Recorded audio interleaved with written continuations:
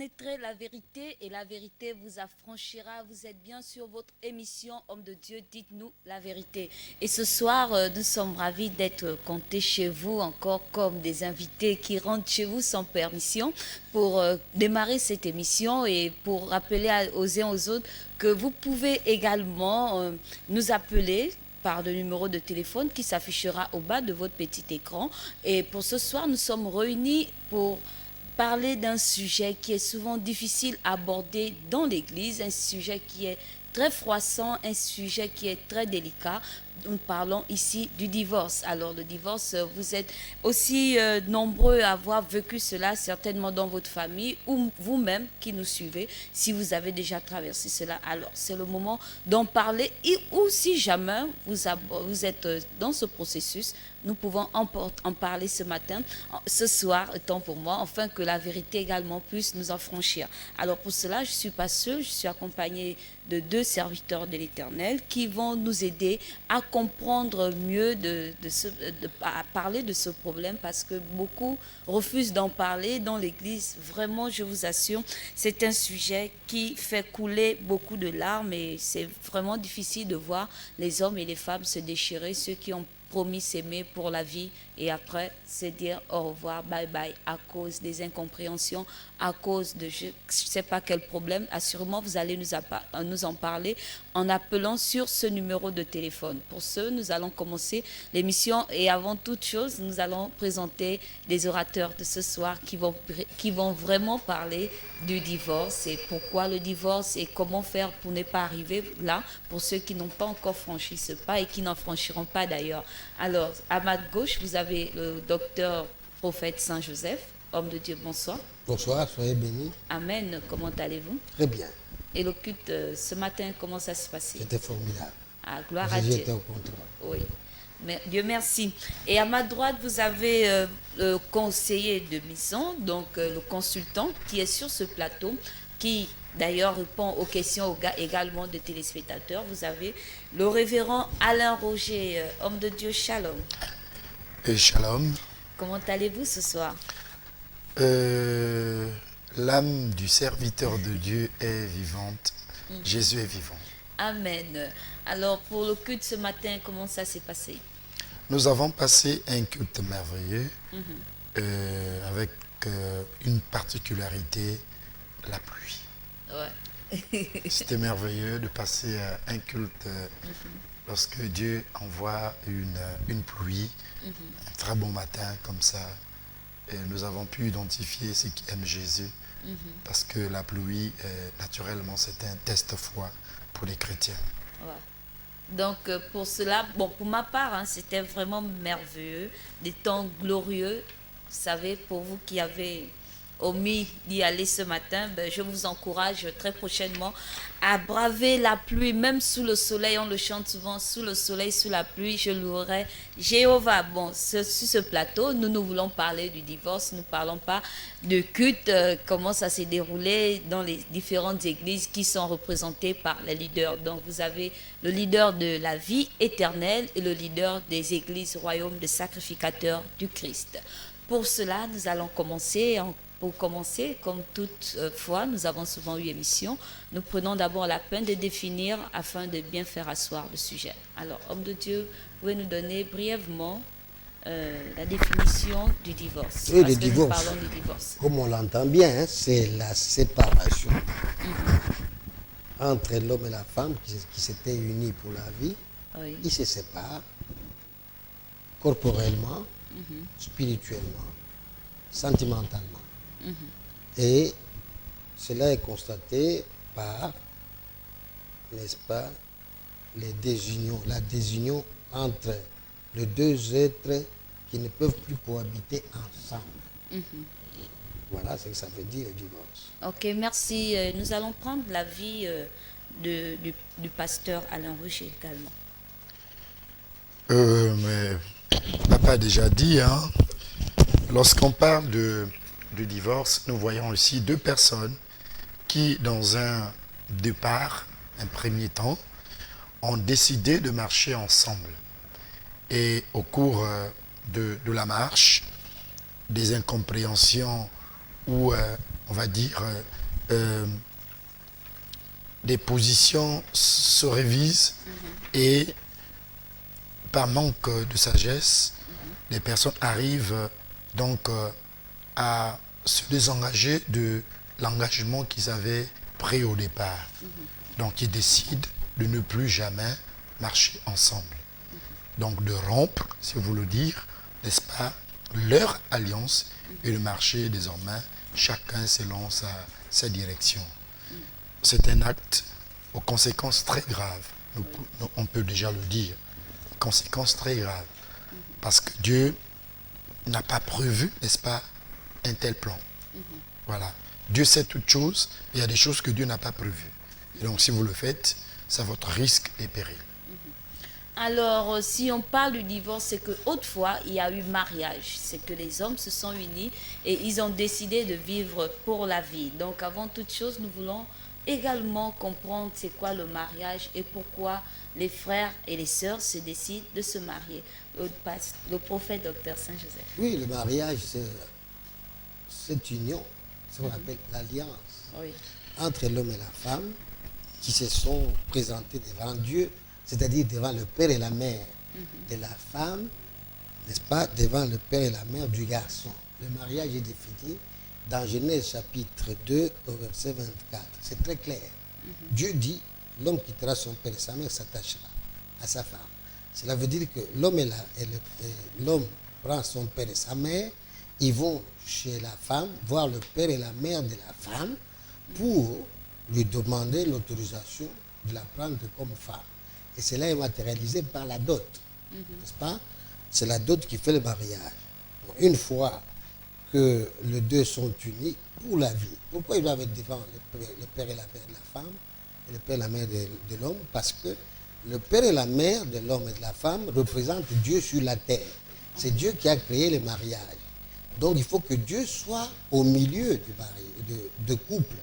Hein? Lorsque l'homme et la femme se rencontrent, Dieu ayant été présent, symbolisé par les parents de deux partenaires, cela veut dire qu'il y a une troisième corde, c'est-à-dire qu'il y a le Saint-Esprit au milieu. Que cela se soit passé à la coutume, n'est-ce pas? Ça doit d'abord se passer à la coutume, parce que quand il n'y a pas un mariage à la coutume, il n'y a pas de dot. Et quand il n'y a pas de dot, c'est que Dieu n'est pas présent. Donc il faut que Dieu soit présent à la coutume, et ensuite on part à l'état civil. L'état civil, le maire ne peut, n'est-ce pas, célébrer un mariage que lorsque le père et la mère de la femme et de l'homme se sont mis d'accord, il y a eu dépôt de dot. S'il n'y a pas dot, le maire ne doit pas célébrer le mariage. Alors c'est après ces célébrations-là que l'homme et la femme partent maintenant devant l'homme de Dieu pour avoir ce qu'on appelle, n'est-ce pas, hein, la bénédiction nuptiale. La bénédiction, c'est la confirmation de ce que Dieu a fait lorsque l'homme et la femme se sont présentés devant leurs parents. On vient confirmer par l'homme de Dieu pour mettre les cachets. On scelle que Dieu est d'accord, vous pouvez vivre ensemble. Mais lorsque on ne s'est pas marié, on n'a pas suivi ces trois étapes, le diable se manifeste toujours pour venir provoquer le désordre. Donc tous ceux qui vivent sans avoir terminé les étapes, n'est-ce pas, le diable vient dire, vous n'êtes pas en ordre avec Dieu, alors cela peut amener le divorce. Voilà pourquoi tous ceux qui sont en concubinage, tous ceux qui vivent avec les petits amis, ce sont des gens qui sont dans la foudre du diable.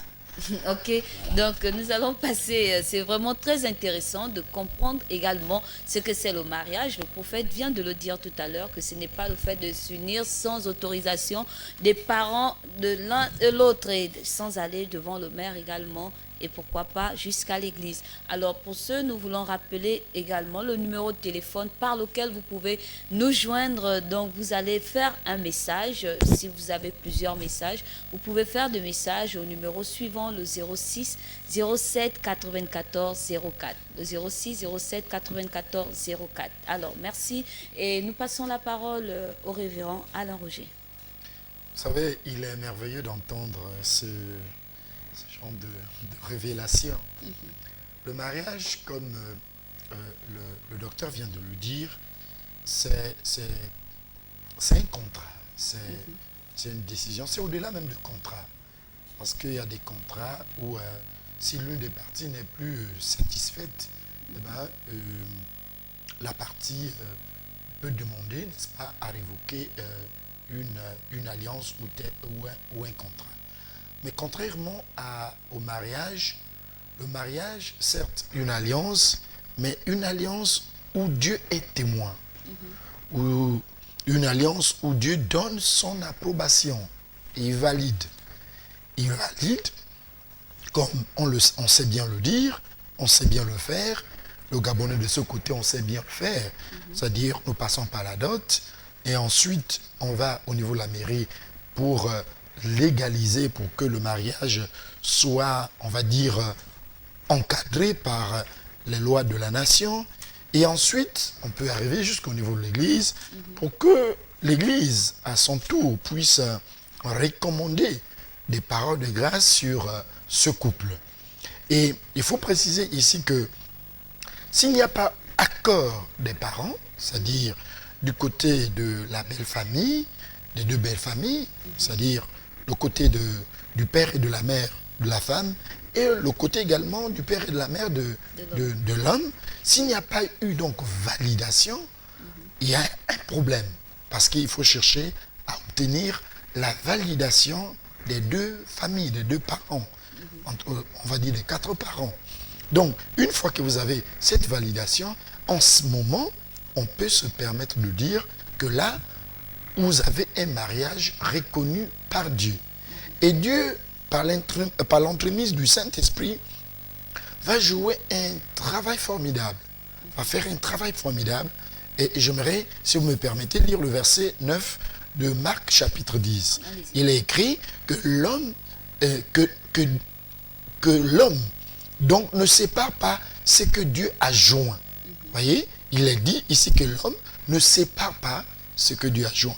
À quel moment, posons-nous la question, à quel moment Dieu a joint le mariage? Oui. Je crois que on aura tout le temps d'en parler. Oui. Parce que là, nous voyons des parents qui rentrent en jeu, nous voyons les autorités qui rentrent en jeu, les autorités civiques qui rentrent en jeu pour, n'est-ce pas, proclamer officiellement le mariage, l'union, et ensuite les hommes de Dieu, les autorités ecclésiales qui prononcent des paroles pour alors recommander le mariage dans les mains du Seigneur.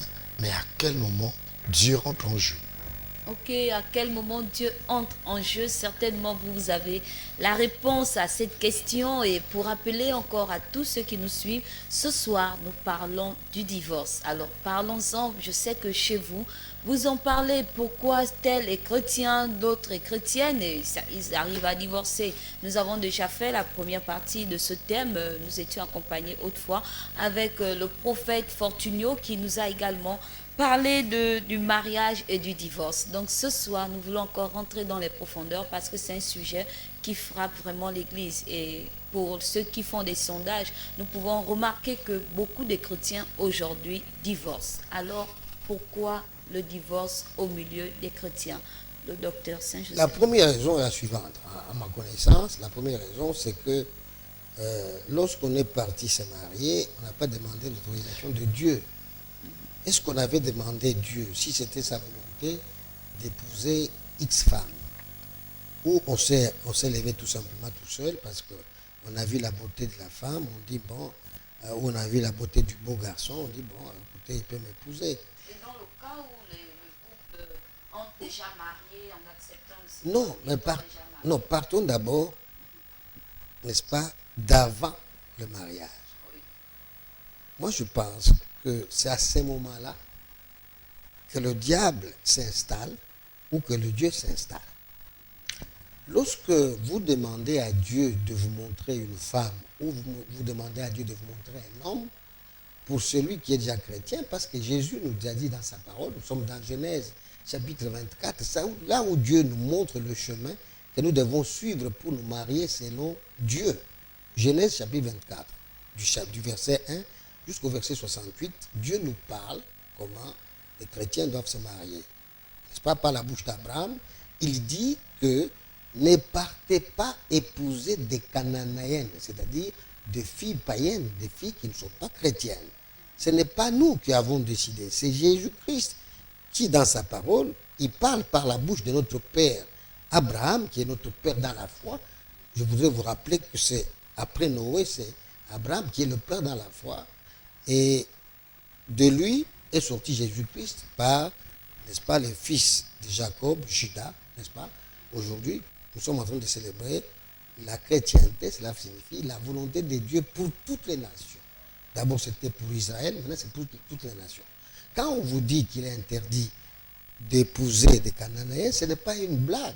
Moi, j'ai reçu une fille de l'Afrique de l'Ouest qui me disait, qui était dans ma paroisse, qui me dit, papa, j'ai trouvé un musulman qui va m'épouser. Il dit, ferme ta bouche. Et continue. Arrête. Pourquoi? Pourquoi? Parce que les musulmans n'acceptent pas Jésus comme Seigneur et Sauveur. Ça veut dire que... C'était son âme sœur. Non, ça n'existe. Non, écoute, il n'y a pas... Écoutez, je vais vous dire une chose. J'ai quand même 24 ans de ministère. J'ai vécu des cas terribles. Je crois que Jésus m'a suffisamment instruit pour dire qu'il ne faut pas penser que vous pouvez convertir quelqu'un dans le mariage. J'ai vu moi-même quelqu'un qui était catholique et qui est venu chercher ma fille aînée, et qui pensait se convertir, qui n'a pas pu se convertir parce qu'il disait que je reste catholique, je mourrai catholique. Et lorsque j'ai prophétisé sur lui, je lui ai dit, mais le Seigneur me montre que tu as une femme de nuit, qui est l'héritage de ton père, qui t'a donné ça pour que tu deviennes riche. Amène-moi ça, je vais brûler, sinon dans 8 mois tu vas mourir. Mais quand je lui ai dit ça, il a blagué. 8 mois après, d'abord 5 mois, on m'a ramené ma fille par un Malien pour dire, papa, on veut tuer ta fille, pourquoi tu ne réagis pas? Je fais entrer ma fille dans la maison, et il restait donc 3 mois. C'était un garçon d'OIM. 3 mois après, on a trouvé ce garçon, son corps en train de pourrir dans sa maison. Donc ce ne sont pas des choses que je ne connais pas, ma fille. Donc je ne suis pas dans à peu près avec la parole. Je suis très rigoureux parce que Dieu m'a fait voir sa gloire. Je dis que les chrétiens qui m'écoutent, si vous avez déjà accepté Jésus-Christ, si vous êtes une fille ou un garçon, suivez les conseils de votre pasteur qui vous dit Dieu a dit. Ce que Dieu a dit, il ne faut pas contester. Si tu contestes, tu vas retrouver un malheur en route. Écoutez, moi j'ai eu une grâce particulière parce que ta mère, quand je l'ai rencontrée, Nous la saluons au passage. oui, quand je l'ai rencontrée, je n'étais même pas en Christ. Seulement, j'avais attrapé une maladie qui m'obligeait de prier. Et j'ai prié, j'ai dit, Seigneur, tu m'as fait venir au Gabon. Maintenant, j'ai failli mourir seul du paludisme. Donne-moi une femme. J'étais alors, à cette époque-là, je n'étais pas, n'est-ce pas, prophète, je n'étais pas quelque part. J'étais seulement un chrétien qui priait. Et Dieu m'a dit, c'est très bien, comme tu as prié, on va voir. Parce que moi, j'écoute Dieu me parler. C'est bizarre. Je l'écoutais même quand je n'étais pas encore prophète. Et puis, un jour, je suis dans mon bureau, j'étais directeur de marketing à Anzal. Anzal se trouve à Bellevue 2. Je vois une fille qui frappe à la porte, qui dit, je suis venu chercher des bricoles pour les vacances. Je dis, j'entends maintenant, dindin, c'est ta femme. Dis-lui que c'est ta femme. Dindin, c'est ta femme. Dis-lui c'est ta femme. Et puis j'ai dit, mademoiselle, tu t'appelles comment? Je m'appelle Claudine. À partir d'aujourd'hui, tu es ma femme. Elle est sortie vite, elle a fui. Elle est partie dans le couloir en train de courir parce que c'était une surprise pour elle. Donc j'étais brutal même, je ne savais pas draguer. J'étais brutal. Je lui ai dit, à partir d'aujourd'hui, tu es ma femme. Si elle écoute, elle viendra la filmer. En fouillant, je suis sorti de mon bureau pour dire, non, mademoiselle, je ne veux pas vous faire du mal, venez. Elle a dit, non, je ne suis pas seule, je suis accompagnée. Venez avec votre copine. Ils sont revenus, j'ai dit, bon, j'ai dit à ta soeur que je vais l'épouser parce que j'entends Dieu me dire que c'est ma femme. Il dit, mais on n'est pas venu ici pour ça. J'ai dit, oui, vous n'êtes pas venu ici pour ça. Accompagnez-moi chez ses parents, je vais l'épouser. Cette fois-là, elle était calme parce que sa copine était à côté. Et puis j'ai dit, bon, vous revenez dans 2 semaines, me donner la réponse. Et puis je vais voir ce que je peux faire pour vous ici, si je peux avoir une occupation. C'était une grâce pour moi d'entendre Dieu me dire, c'est ta femme. Moi, je suis né, je suis d'origine de la RDC. Je suis né au centre du Congo démocratique.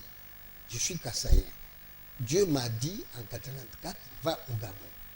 Je ne savais pas pourquoi. Aujourd'hui, il m'a dit, ça fait près de 24 ans, il me dit, c'est pour prêcher l'évangile. Je suis enseignant d'université, je suis économiste, je ne pensais jamais à la parole. Mais maintenant, quand j'ai vécu cette expérience-là, aujourd'hui, je réalise que c'est Dieu qui conduisait mes pas. Si j'avais épousé une Cananéenne, j'aurais divorcé. Pourquoi? Parce que Dieu ne pouvait pas accepter qu'un saint puisse épouser une Cananéenne. Je vais vous dire une chose. Parce qu'il y a des gens qui pensent que nous devenons des saints ou sacrificateurs par notre volonté. Non, c'est Dieu qui a décidé d'avance. Il y a une notion de prédestination qui est là. Dieu nous a choisis avant la fondation du monde pour croire à sa parole. Ok. Hein? Merci, Donc c'est pour ça qu'il faut, prophète, voilà. pour ce beau témoignage. Mhm. D'ailleurs, nous prions en fait que vous nous appelez à ce numéro. Pourquoi pas, je peux dire, vous faites des messages à ce numéro, donc le 06 07 04 94. Certainement que maman Claudine aussi fera un message pour attester la parole de son époux sur ce plateau. Alors nous passons la parole au révérend Alain Roger sur cette question. Comment se retrouve-t-il alors dans ce mal-là qui est le divorce dans l'Église, sachant que nous sommes des chrétiens, nous avons accepté le Seigneur, mais le divorce subsiste toujours. Bon, avec le peu d'expérience que nous avons et par rapport au vécu, n'est-ce pas, de ce que nous voyons, ce que nous recevons comme préoccupation des différents couples, on se rend compte que il y a beaucoup de facteurs, on n'est pas dit beaucoup de causes qui contribuent, n'est-ce pas, malheureusement négativement à conduire, n'est-ce pas, deux personnes qui hier s'aimaient et qui commencent à avoir un relâchement. Et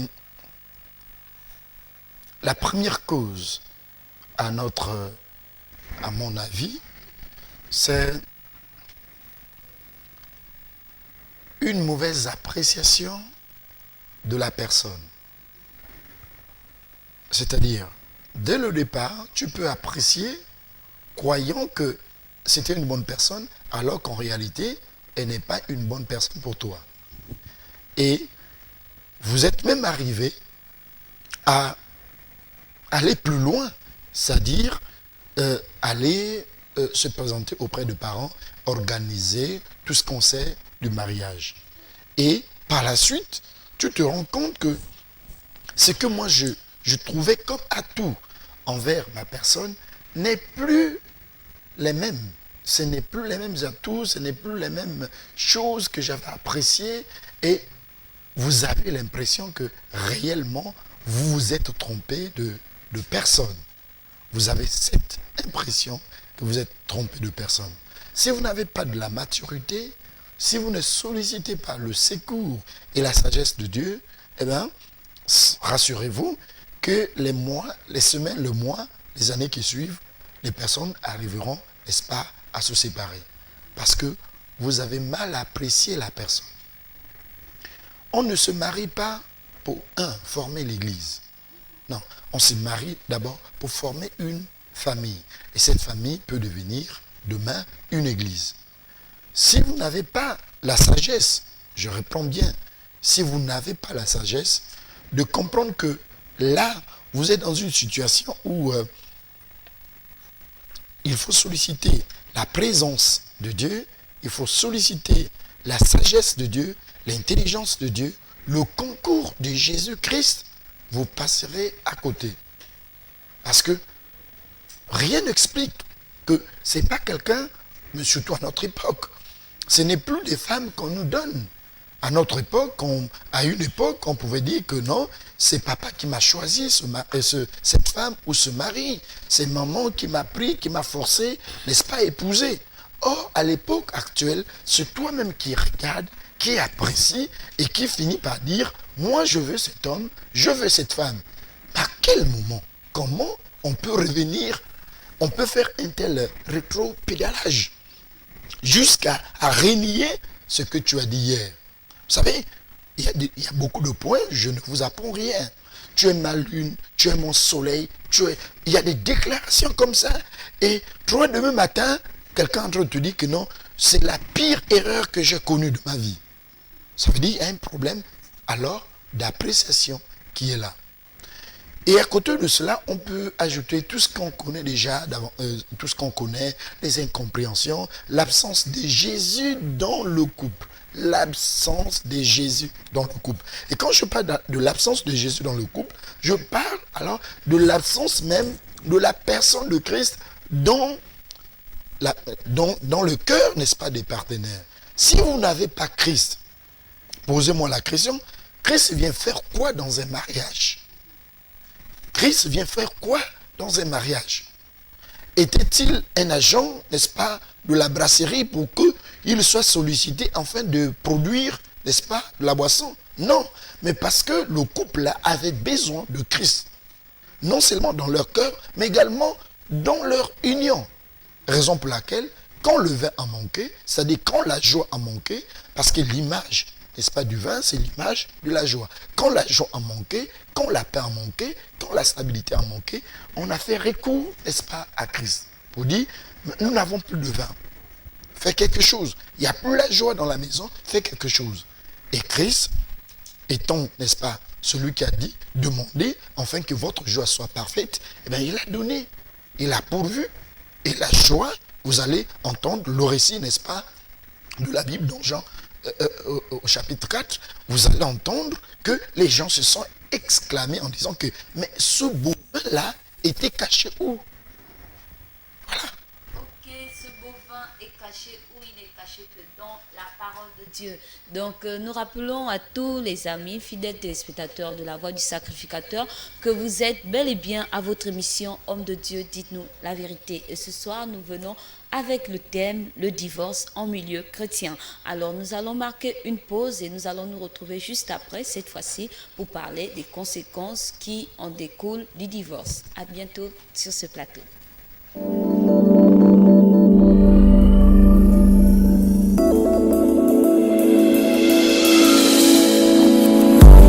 FBS.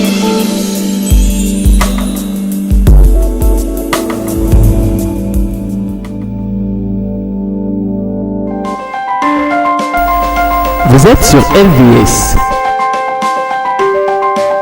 Vous êtes opérateur économique, entité religieuse ou particulier. Vous souhaitez faire promouvoir votre produit, votre société, votre environnement ou vos capacités. LVS est la télévision qu'il vous faut pour toutes vos publicités, annonces, messages et communiqués. Le meilleur impact de vos publicités promotionnelles ne peut se faire que chez nous. Pour nous contacter, c'est simple. Composez le 01 77 23 73 ou le 06 83 00 26. La meilleure publicité promotionnelle, c'est sur LVS. LVS, sauvons nos âmes.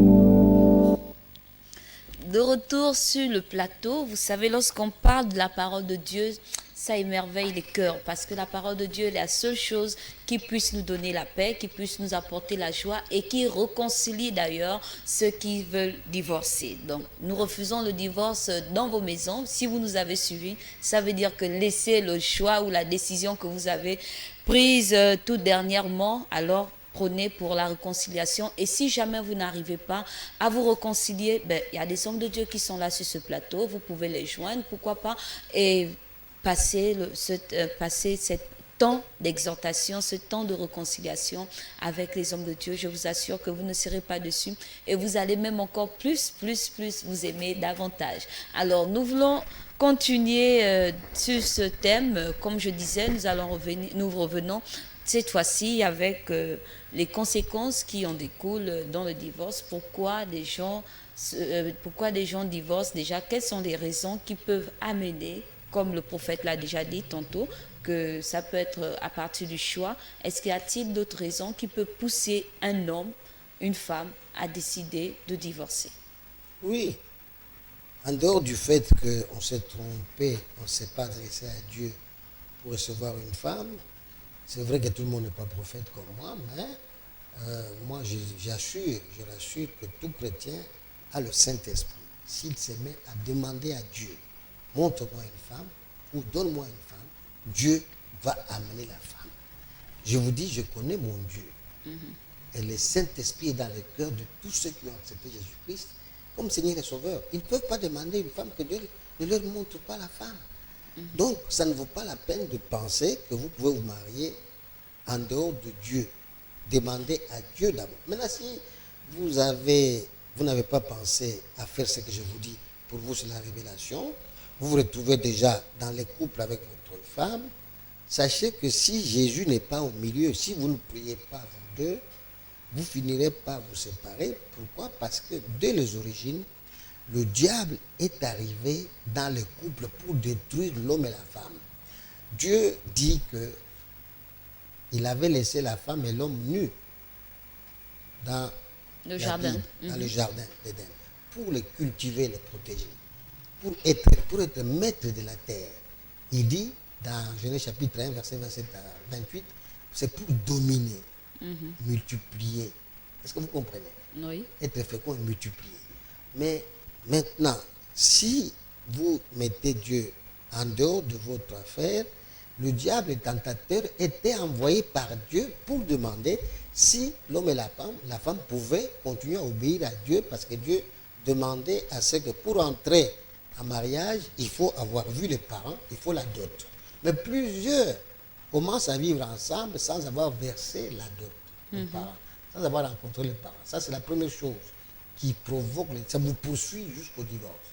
Parce que vous avez commencé à vivre les relations sexuelles sans la dot, ça vous poursuit jusqu'à ce que vous puissiez divorcer, sauf si vous réparez et vous vous repentez auprès du Seigneur. C'est pourquoi les sacrificateurs, les pasteurs, les docteurs, ils sont là pour vous délivrer avant le mariage. Le plus souvent, les jeunes gens veulent se marier après avoir connu les femmes ou les hommes en dehors du mariage. Qu'est-ce qu'il faut faire? Il faut demander au pasteur la délivrance. Il va vous donner un travail spirituel, il va prier pour vous, il vous impose la main, il chasse ces esprits d'impureté parce que vous êtes venus tous impurs, vous vivez dans le monde, vous étiez des païens. Maintenant que Jésus vous a, n'est-ce pas, sauvés, vous avez reçu le salut, mais vous n'êtes pas encore délivrés. Attention, parce que le plus souvent, les gens me disent, oh, mais il est écrit dans 1 Corinthiens que toutes choses sont devenues nouvelles. Je dis, vous êtes devenus une nouvelle créature, mais n'oubliez pas que vous avez de la saleté. C'est pourquoi Dieu a dit, n'est-ce pas, en envoyant les apôtres, allez-y quelque part là, vous trouverez un anneau attaché, amenez-le-moi, parce que moi je vais monter dessus pour faire éclater ma gloire. Après il dit, mais écoutez, vous déliez l'anneau qui est attaché, vous me l'amenez. Donc, délier, c'est délivrer les gens que Jésus est parti chercher pour les délivrer. Jésus nous envoie, tous les pasteurs, pour aller demander aux gens de venir le rencontrer. Quand on les rencontre, ils sont impurs, ils ont vécu avant, selon leurs coutumes, selon le monde. Donc, il faut les rendre purs en chassant d'abord les démons, la délivrance était importante. Et en milieu chrétien, puisque nous voyons que déjà les couples, ils sont chrétiens, ils prient, ils ont peut-être suivi la délivrance, ils sont passés par ces étapes, mais malheureusement, ils sont arrivés au divorce. Oui, ça dépend de la manière dont ils sont passés par les étapes. Tu ne peux pas avoir confessé véritablement devant ton père spirituel, qui est ton pasteur, et puis il prie pour toi, tu continues à être toujours impur. Tu arrives jusqu'au divorce, ça n'existe pas. Là, il faut pas jouer avec la parole de Dieu. Elle est puissante, elle est vérité. Moi, je dis que ce sont des menteurs, ils ont caché certaines choses, ils n'ont pas tout dit au pasteur, et ils subissent la sanction. Dieu n'est pas dans l'à peu près. Ok, Dieu est nous dans la allons vérité. passer la parole au consultant. Dieu n'est pas dans l'à peu près, donc aujourd'hui, c'est pas que nous rions de l'état du divorce, non. Nous rions de ceux qui cachent souvent ce qu'ils peuvent traverser avant de passer à une étape. Donc, si vous êtes de ceux-là qui cachez vos péchés et vous ne dites pas réellement ce qui vous arrive ou ce que vous avez vécu, alors, malheureusement, le divorce va vous arriver. Alors, homme de Dieu. Je vais lire, et si vous me permettez encore, je vais lire un verset. On est toujours dans Marc au chapitre 10. Oui. Je vais lire le verset 5, il est écrit. Jésus dit, et Jésus leur dit, c'est à cause de la dureté de votre cœur que Moïse vous a donné ce précepte. Mais au commencement de la création, Dieu fit l'homme et la femme. Verset 7, c'est pourquoi l'homme quittera son père et sa mère, s'attachera à sa femme et les deux deviendront une seule chair. Ainsi, ils ne sont plus deux, mais ils sont une seule chair. Alors, qu'est-ce que je veux dire? Je veux dire que nous sommes en train de parler ici d'une notion que Dieu n'avait pas prévue. Il y a des choses que Dieu n'avait jamais, quand bien même il a une connaissance parfaite des choses présentes comme à venir, mais Dieu n'a jamais prévu un plan de divorce. Le plan de divorce, comme Jésus le dit ici, c'est un plan que Moïse dans le désert, par la pression, n'est-ce pas, du peuple, il va prendre, je veux dire, une décision en disant que, sauf par motif d'infidélité, quelqu'un peut donc écrire à sa femme une lettre de divorce. Et donc Jésus dit ici, en réalité, divorce là pour Dieu, ça n'existe pas. C'est Moïse qui a introduit, n'est-ce pas, qui a dit au peuple qui lui faisait la pression, par leur dureté de cœur, parce qu'ils ont trouvé qu'ils sont devenus vieux, il faut des jeunes filles, il faut autant de raisons, d'éléments. Et c'est à cause de ça que Moïse a prescrit cela. Mais au commencement, il n'est pas dit que l'homme pouvait changer la femme à tout bout du champ. Pourquoi? Écoutez un peu, voyons un peu l'ambition de Dieu. La Bible nous dit que Dieu a créé l'homme et la femme, et au verset 27, 28 de Genèse chapitre 1, il dit, soyez féconds, multipliez et remplissez la terre. Dieu n'est pas bête. Dieu sait que l'homme n'est pas, passez nous, comme un serpent. Un serpent, par une production, il peut avoir, n'est-ce pas, je crois, 30 œufs de part et d'autre, n'est-ce pas, de 5 côtes. Et donc, en une seule fois, il peut avoir 60 petits serpents. Chez l'homme, c'est pas ça. Chez l'homme, même pour arriver à des jumeaux, il faut vraiment prier beaucoup, n'est-ce pas? Comment remplir une telle ambition? La terre est vaste. Comment remplir la terre avec une seule femme? Si c'était le cas, je crois que Dieu aurait pensé, il dit, bon, toi, Adam, c'est possible que toi, homme, tu peux avoir 10 à 40 femmes. Chaque jour, dans un mois, tu aurais déjà donné la grossesse à 40 femmes et au bout d'une année, on aura déjà une bonne partie de la population. Dieu a donné à Adam une seule femme. Voyez la volonté de Dieu. C'est celle-là, une seule femme pour un homme. Oui. Quel que soit ce qu'on peut dire, une seule femme. Même si on va dire que maintenant, mais il y a Joseph qui a eu tant de femmes, il y a, n'est-ce pas, Israël qui a eu tant de femmes, tout ça là, c'est ce que nous appelons ici la volonté déformée. Hein? Communément, la volonté permissive. Mais Dieu n'a pas de volonté, Dieu n'a qu'une seule volonté. L'autre volonté permissive, que nous disons volonté permissive, c'est les choses que nous forçons à Dieu d'accepter nos bêtises. Il regarde, il ne dit rien. Entre guillemets, on peut croire que Dieu cautionne, mais alors que Dieu va juger. Alors donc, vous voyez, c'est pour vous dire que le plan de divorce n'existe pas dans le langage de Dieu. Ce sont des choses que nous pouvons et que nous devons dire clairement, ouvertement, pour qu'il y ait l'hémorragie soit arrêtée. Parce qu'on ne peut pas continuer comme Mais ça. que dire des autres qui disent que parce qu'il y a problème de compatibilité, parce qu'avant le mariage, ils ont peut-être observé la période des alliances, donc ils ne savaient pas que la femme était stérile et l'homme ne pouvait pas concevoir. Nous venons là, bibliquement parlant, nous avons vu qu'il y a beaucoup de couples qui ont connu de retard. Moi, j'appelle ça de retard d'enfantement. Parce que là encore aussi, je peux dire que dans le plan de Dieu, il n'y a pas stérilité. Vous voyez? Je peux me permettre de dire que dans le plan de Dieu, Dieu avait déjà vu quelque part le mal. Parce que dès lors qu'on dit, il met l'homme dans le jardin, il y avait 2 arbres, l'arbre de la vie et un autre arbre, celui de la connaissance du bien et du mal. Je peux dire, Dieu avait déjà quand même une idée sur le mal. Je ne vois pas là où Dieu avait déjà prévu, en cas de, n'est-ce pas, le divorce, ou encore en cas de n'est-ce pas, la stérilité. C'est pour dire quoi? C'est pour dire tout simplement que tout ce qu'on peut dire, ce sont des raisons échappatoires. Ce que Dieu a joint, personne ne peut, n'est-ce pas, les séparer. Sauf si quelqu'un a des éléments matériels que Dieu n'avait jamais joints, des éléments matériels et spirituels. Et là, je peux dire aux gens, à quel moment je peux constater que mon mariage est joint par Dieu?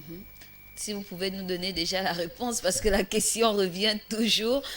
Certainement, le docteur, lui, il a déjà une réponse aussi, parce que le révérend insiste à quel moment les deux êtres peuvent être joints, où ils sont joints, à quel moment se fait cette union-là. Mais moi, je vous dis que l'homme et la femme sont joints avant la fondation du monde. Ça veut dire quoi? Ça veut dire ceci. Lorsque Dieu crée l'homme, avant de créer, il est dans les projets. Chapitre 1 de Genèse, c'est les projets de Dieu. Il est en train de rêver, il dit, je vais faire ça. Chapitre 2, c'est la concrétisation. Il dit, l'homme, toi, il souffle dedans. Il donne le Saint-Esprit. Mais quand il crée la femme à partir de la côte, il n'a pas soufflé sur la côte. On n'avait pas le Saint-Esprit. C'est ce qui fait de l'homme. Est-ce que ça veut dire que la femme n'a pas le Saint-Esprit? Non, non. Je suis en train de vous donner la Genèse. Oui, oui. À ce moment-là, Dieu a donné l'autorité à l'homme. Le Saint-Esprit, c'est l'autorité qui était donnée à l'homme. La femme, lorsqu'il a été créé, Dieu n'a pas soufflé sur la côte de la femme. C'est ainsi que le diable a réussi à la séduire, à l'induire dans l'erreur. Il ne s'est pas adressé à Adam. Pourquoi il a fui Adam? Parce que quand quelqu'un a le Saint-Esprit, le diable ne peut pas l'avoir. Il est passé par celle qui n'avait pas le Saint-Esprit pour la séduire. Alors, quand il a séduit la femme, c'était tout simple. La femme est venue dire à l'homme, non, il ne faut pas qu'on reste comme ça. On peut déjà être mari à femme, et femme avant l'autorisation de Dieu. L'autorisation de Dieu, c'est la dot. Est-ce que tu comprends? Moi, je ne prêche pas l'évangile comme ça, non. C'est la dot. Et Dieu dit, bon, viens. Il appelle le serpent, le diable, Satan. C'est le serviteur de Dieu. Il y a des gens qui ne savent pas que le diable sert Dieu. Regardez dans Job chapitre 1, versets 6 à 12. Vous allez voir comment Dieu cause avec le diable. Il cause bien. Il dit, bon, on va maintenant voir si Adam et Ève peuvent supporter à rester nus. Je les ai laissés nus là.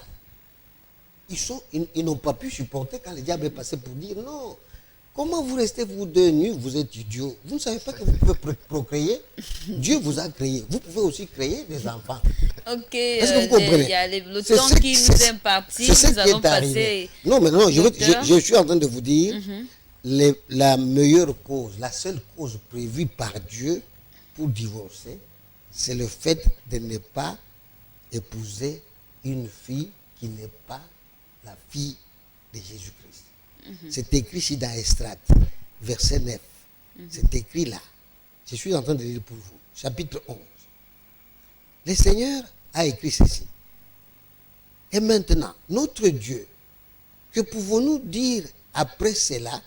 En effet, nous avons abandonné tes commandements, ce que tu nous avais prescrit par l'intermédiaire de tes serviteurs, les prophètes. Tu avais dit, le pays dans lequel vous entrez pour en prendre possession est un pays souillé par les impuretés des populations installées dans la région cananéenne, c'est le Canaan, par le pratique abominable dont elles l'ont rempli d'un bout à l'autre avec leur impureté. Verset 12. Ne donnez donc pas vos filles en mariage à leurs fils et ne prenez pas leurs filles comme femmes pour vos fils. Ne recherchez jamais leur prospérité ni leur bien-être. Ainsi, vous deviendrez forts, vous mangerez les meilleurs produits du pays et vous le laisserez en héritage perpétuel à vos fils. Estrade, chapitre 9, verset 12. C'est clair. C'est là où Dieu a dit, si vous vous êtes trompé, vous avez épousé une païenne, une cananéenne, vous pouvez divorcer. Donc, ne donnez pas tort aux pasteurs qui se rendent compte qu'ils ont rencontré, qu'ils ont épousé auparavant une fille, une païenne, une bruitiste, une logiste, Et puis, vous dites qu'il ne doit pas divorcer. Non, là, le divorce est autorisé. Ok, nous allons prendre également la réponse de l'auteur de la question aussi, qui dit à quel moment les deux peuvent être joints.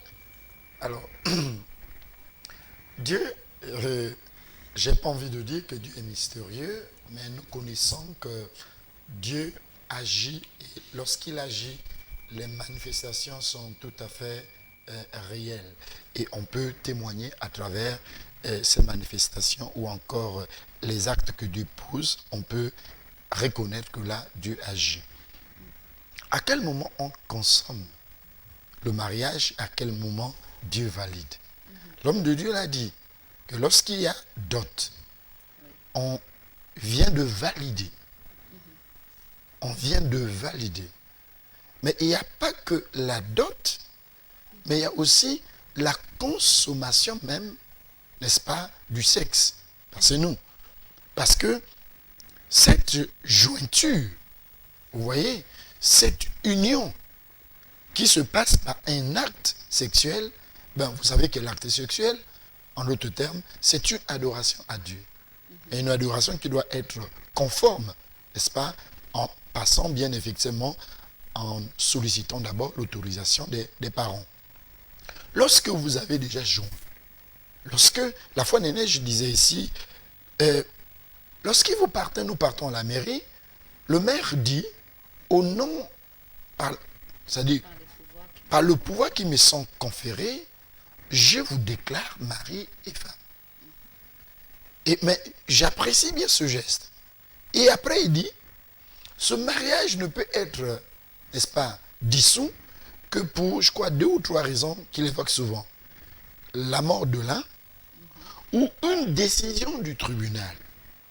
Pourquoi le maire ne dit pas que c'est moi qui vous a joint, revenez par la suite chez moi, pour que moi je puisse revenir sur ma parole.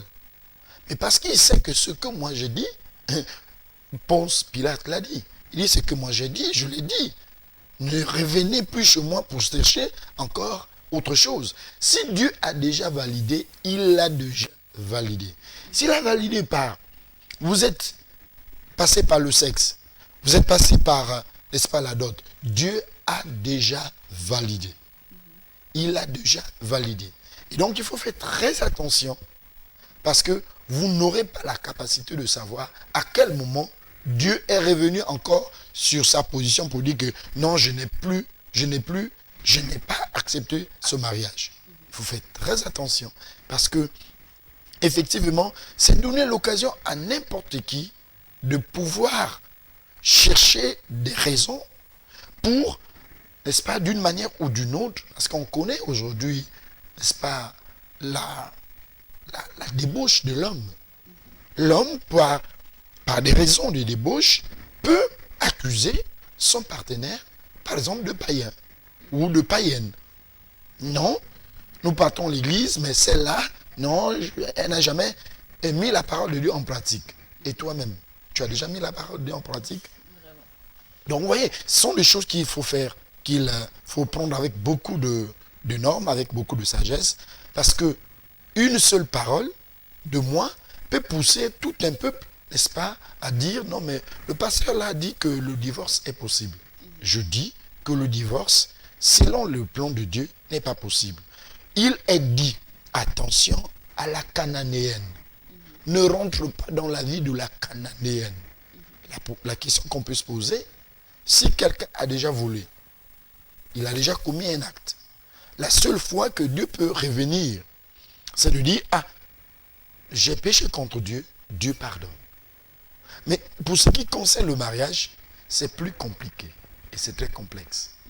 Ok, pour ce qui concerne le mariage, c'est très compliqué, l'a dit le révérend Alain. Alors, il y a une maman qui pouvait me dire ce soir qu'avant, on pouvait voir comment les aïeux pouvaient affectionner leur épouse, affectionner leurs femmes et leurs enfants, même lorsqu'il y avait infidélité. Est-ce que cela peut traduire qu'aujourd'hui, les hommes et les femmes, on parle bien du milieu chrétien, donc les griffes restent toujours, les hommes et les femmes qui sont dans l'église ne s'aiment pas.